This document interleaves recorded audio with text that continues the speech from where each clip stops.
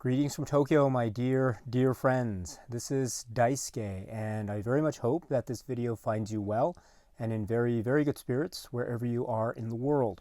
And today, if you don't mind, I would very much like to carry on our discussion, our journey through the Criterion Collection set that was released earlier this year of 2020.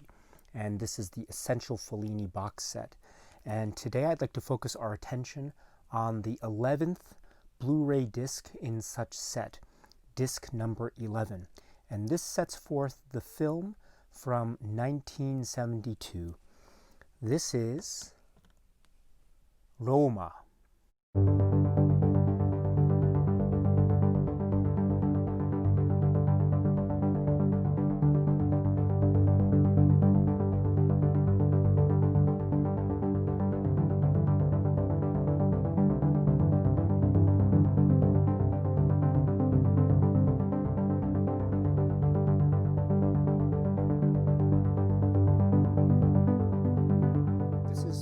The film directed by Federico Fellini, and the story and screenplay are credited to Fellini and Zapponi, and we have the director of photography once again being Giuseppe Rotuno, and the music provided by Nino Rota and other members of the crew and cast for the 1972 film Roma.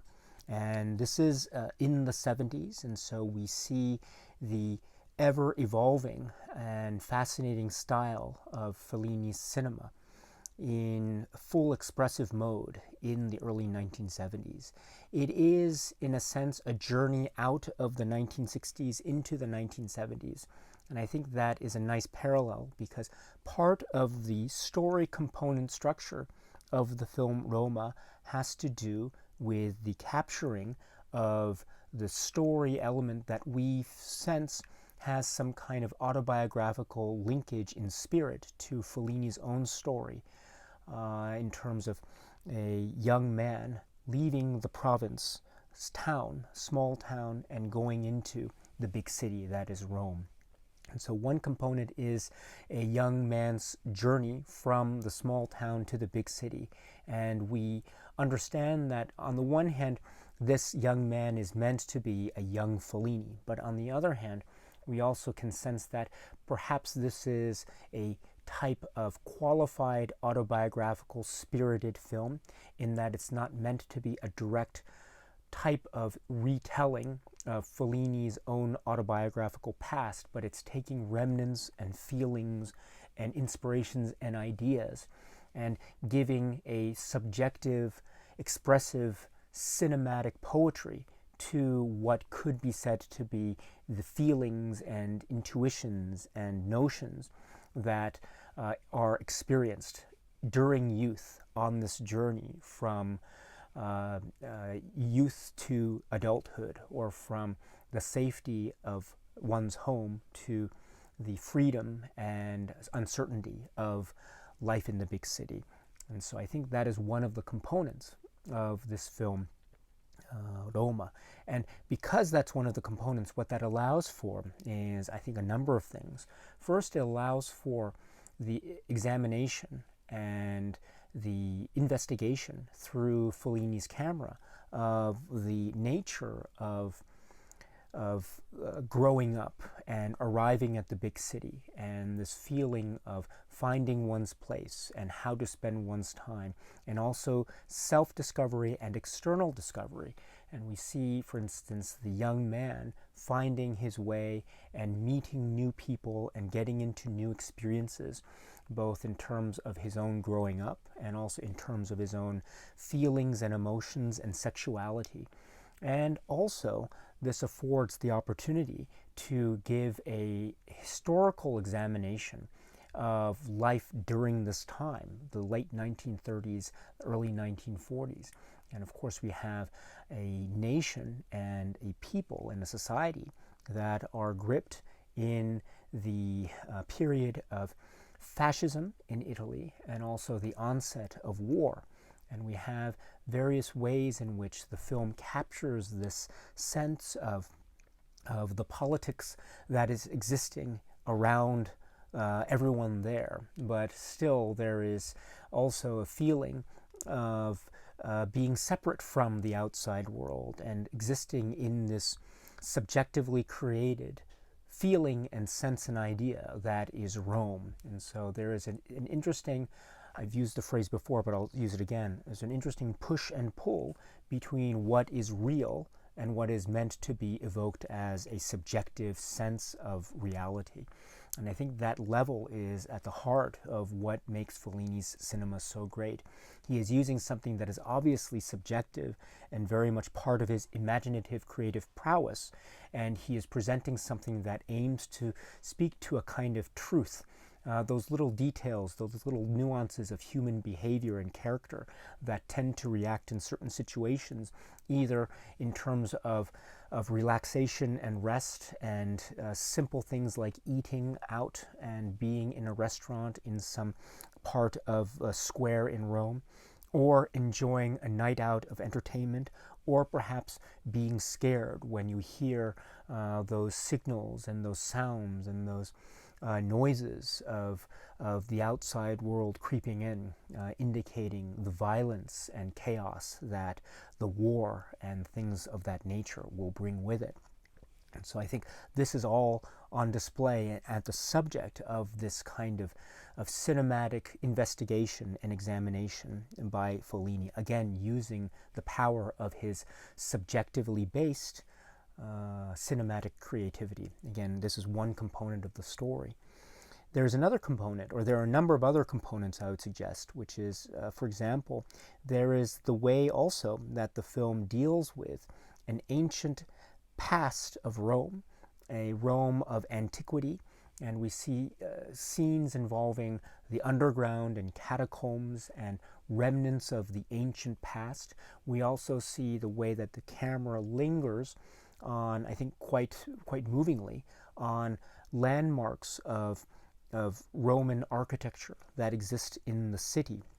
And we also see the very, I think, abruptly established dynamism that exists between the ancient forms of antiquity and also the move towards a modernism and modern day technology.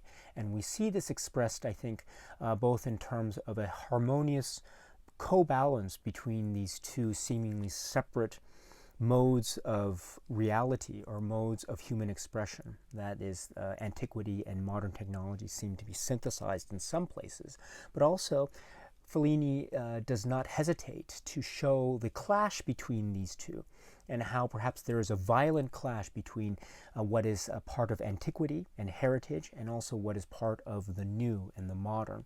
And sometimes there is this violence that results in the destruction of one or the other. That is, I think, a very fascinating way that Fellini is further developing and further showing us his examination of cinema vis-a-vis history, and how his cinema is trying to grapple with the dilemma of some kind of reckoning with history, or some kind of maybe peace with history. And sometimes it's an uneasy relationship, and we see remnants of the past, statues of Caesar and things of that nature, somewhat damaged and broken. And perhaps that is some kind of indication of an unease between that which is of the past and that which is of the present. But it's not all unease and ambiguous nuance. There is also a kind of joyous celebration of that which Rome also represents, which is a deep and fundamentally beautiful heritage. And I think what's brilliant about the film Roma is its ability to show us these many facets of an examination of the relationship between the city and its history and heritage through the eyes of Fellini. And speaking of time and place in history, yet another way that this film operates is in the present, the early 1970s, and we see Fellini himself in some aspects engaged in a kind of situationally based documentary style presentation of a modern day story. It seems like a documentary, or maybe it's a pseudo documentary or faux documentary or mockumentary, in which we are not quite sure what is fact and what is fiction. It feels also in that way to be very much a meta-textual type of representation of the filmmaking process that we saw hinted at in films such as, say, Otto e Mezzo and 8.5. And this time, of course, we see the filmmaker himself in some scenes stand in for the Guido character of 8.5. So this could be seen in that way to be a thematic continuation or a metatextual re-examination of the terms and cinematic grammar established by Otto e Mezzo. And we also have this mockumentary, or faux documentary, or pseudo or quasi-documentary feel. Again, what is real, what is fiction? We're not quite sure. And this also has echoes, for instance, in Fellini, director's notebook, but also in things that we will see later, for instance, like Clowns, or Orchestra Rehearsal, or even Intervista.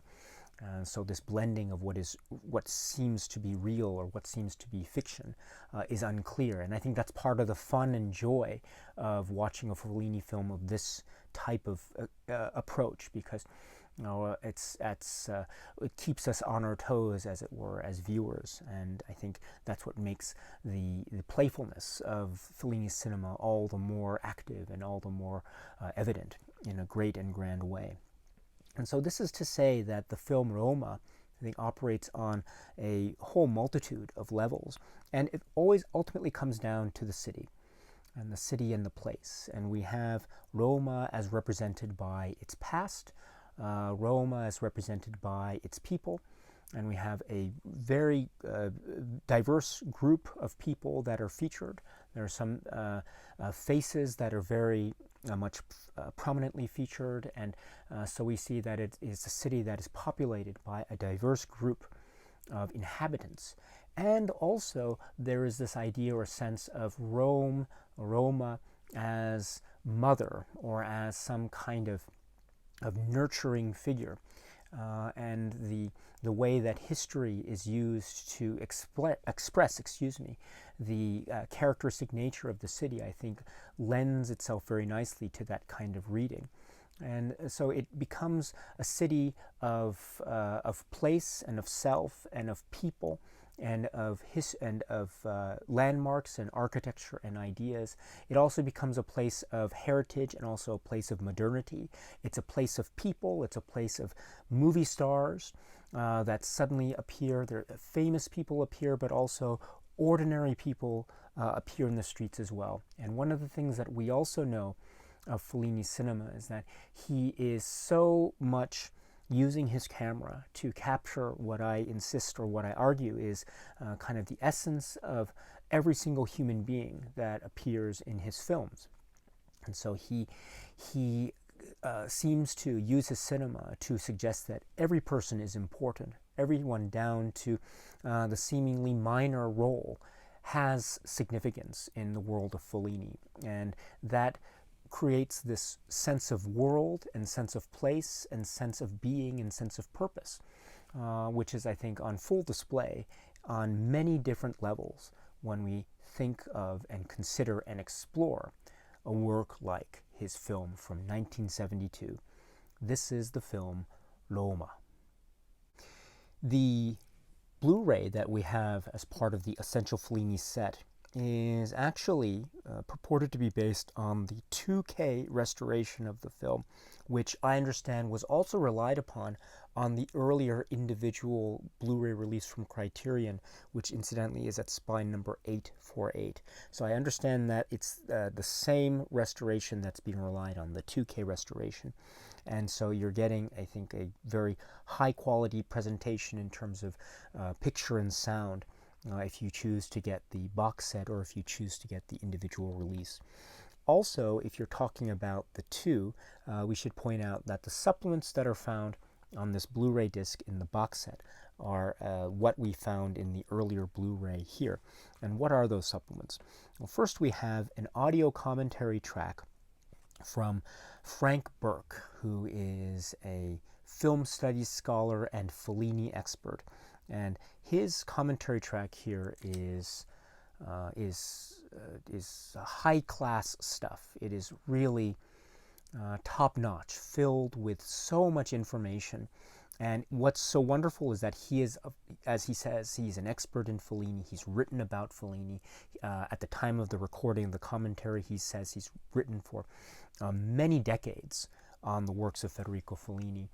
And he is so much enamored by, in particular, this film.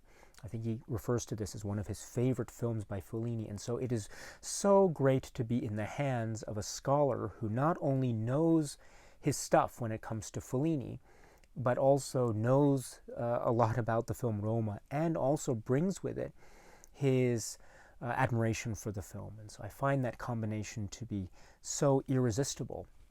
And indeed, it does not disappoint in my view. There is a great comparison and discussion of the historical trends, I think, that are discussed here, from Caesar to Mussolini, the idea of history and modernity, which can also be described as being yet another of these Fellini-esque juxtapositions that we see in many a Fellini film. We see the idea of architecture. We also get the comment about how the world that is being depicted and the people, there is a great emphasis placed on artifice and also on flaws. But I think in a great turn of phrase, Professor Burke refers to the idea of the world being flawed to perfection. And I think that is that's a great way to put forth the notion of Fellini's cinema being the application in cinematic terms of the art of artifice in order to get at some kind of truth about the human condition. And so I find this to be very compelling arguments and assertions and hypotheses posed by Professor Burke, and they're very convincing indeed. He also goes through specific details of certain scenes. This feels like a film, as I was indicating before, but it's Professor Burke explains it with much more authority and much more grace. This film feels like a continuation of films from Fellini's past, like 8½, also like I Vitelloni, in terms of the travel from the provincial small town to the big city. There are also details about the early 20th century 30s and 40s period, and the period details that also are ringing true to Fellini's own life. There is a sense about how this film could be seen in a certain point of view to be a reflection of the autobiographical spirit of Fellini, but Professor Burke is also very careful to indicate how the film is also distant from what we understand to be Fellini's life. So he uses the phrase qualified autobiographical spirit, I think, and I think that's a really good way to describe it. It's qualified, meaning it is not meant to be 100% showcasing the life of Fellini, but because there are, as he indicates, certain details that indicate a distance between Fellini's real life and the events that we see portrayed in Roma. But that's not always the case, because there are also instances where there are certain linkages that we understand are representative of close, intimate details related to Federico Fellini's life, like references to EIAR and how that figures in very prominently with respect to Fellini and Giulietta Mazzina and the like. So there are these, I think, details that are consistent with autobiographical spirit, but also are, I think, run against the grain of an autobiographical spirit. And I think Professor Burke points this out very authoritatively and very convincingly. He also goes into a great discussion about, he brings up this great point about, going back to a discussion of history, he brings up this great point about how the cinema of Fellini is adapting itself, or really applying itself as a kind of visual medium to express historical concepts. And one of the ways is he brings up this interesting detail about the word in Italian for light, meaning luce, and how that is reminiscent or sounds very similar to the word duce. And so he brings up this notion of how light is used in many of the historical scenes that involve the authorities, or the use of authoritarian rule to represent the rise and power of fascism over Italy. So I think that was a very powerful comment that he makes.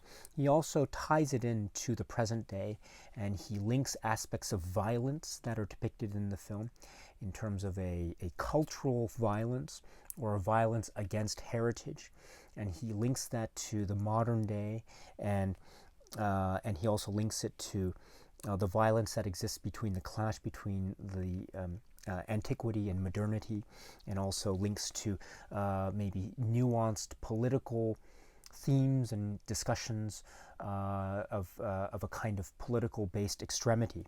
So that is another way that the film, or the discussion that he gives, is very much tying in many different points in time and historical bases, which really is very indicative of how deep and profound this work is, Roma.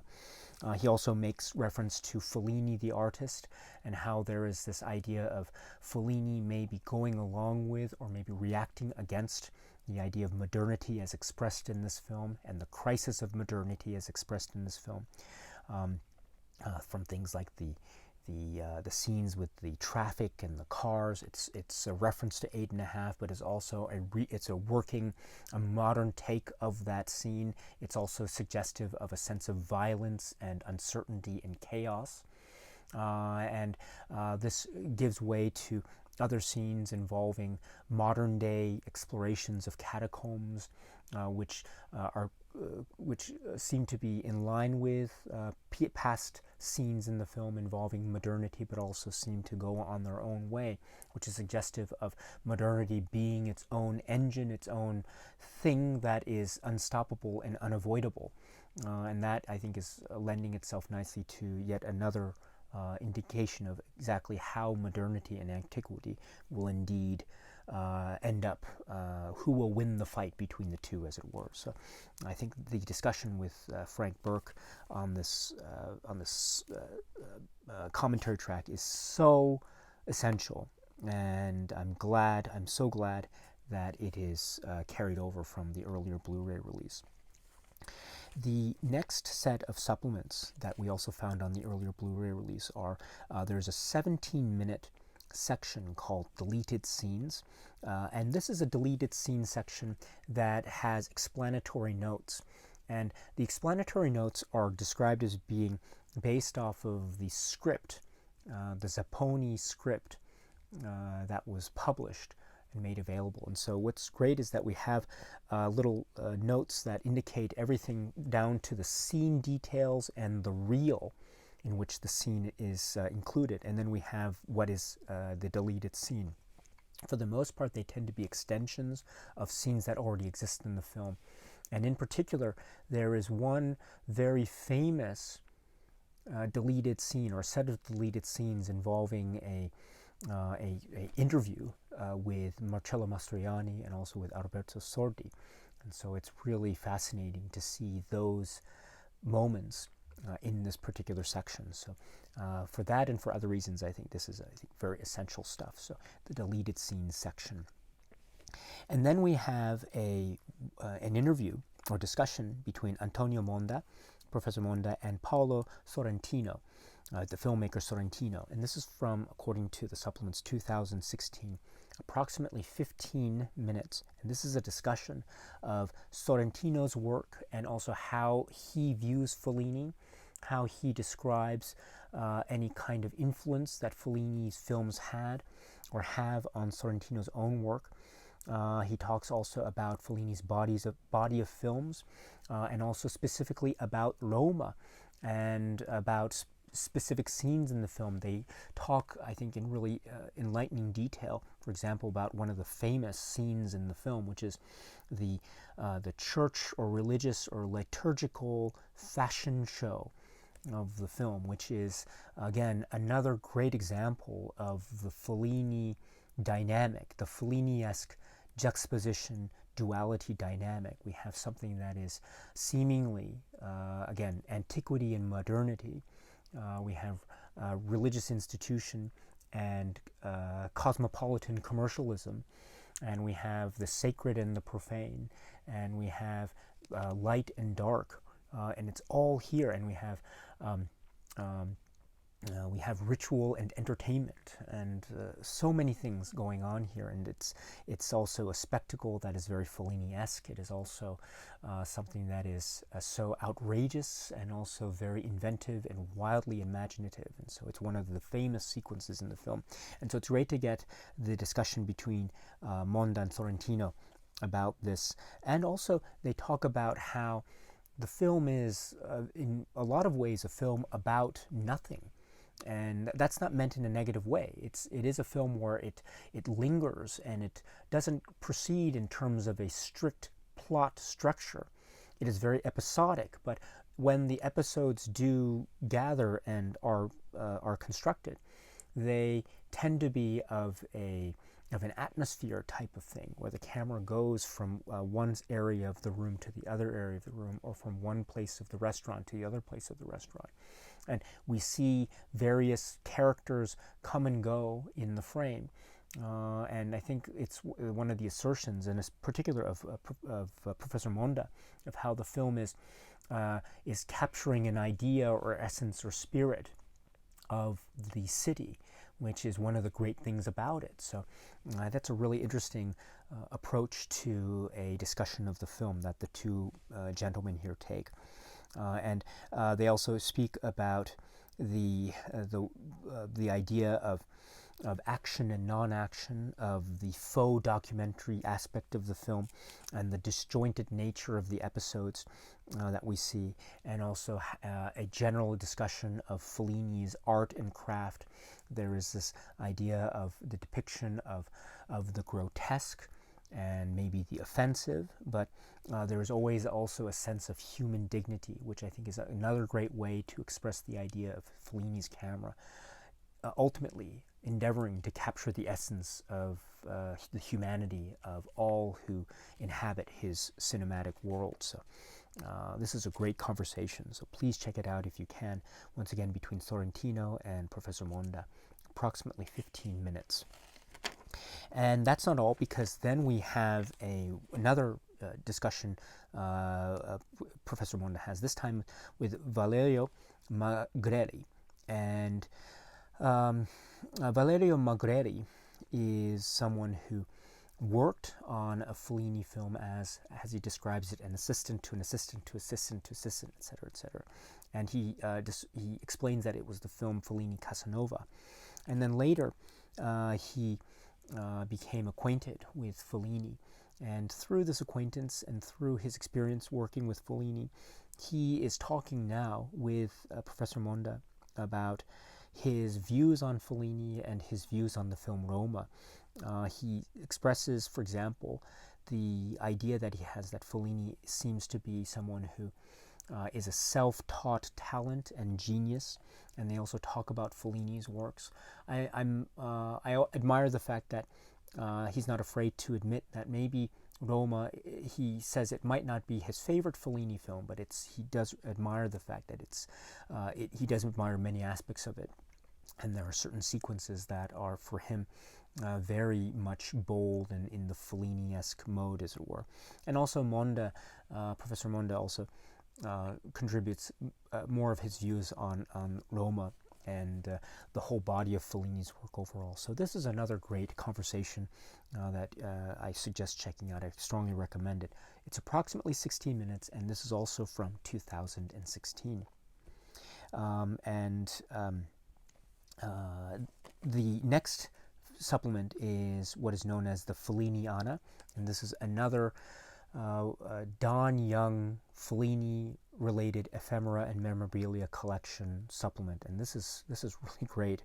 It's approximately 17 to 18 minutes, and it is a montage type of supplement with music over it, and this is showing various poster art and lobby card art from around the world, as well as stills and also pictures of and what's described as being an excised scene, or rehearsal for for scene that ended up later becoming excised from the film. And so we get not just the promotional materials and the press-related materials, but also a bit about the production itself. So that's very valuable indeed. So please check that out if you can. And then we have the US trailer to round out the supplements. And so once again, my friends, we can find all of these on the individual Blu-ray release at spine number 848, or we can find them here on this Blu-ray disc, which is part of the Essential Fellini set. This is for the film, the great film, Roma. And I must say that it is a film that I find so charming and so complex, and it is very, and I mean this 100% complimentarily, it is so tricky. Because I always find myself, every time I watch it, trying to catch exactly where I am in the moment, because it's a film that can just change on you in a given moment, while at the same time having itself be anchored by the line of continuity that exists among all the episodes. That is some kind of expression or devotion or admiration for the city of Rome. And I find that, therefore, this film is another fascinating,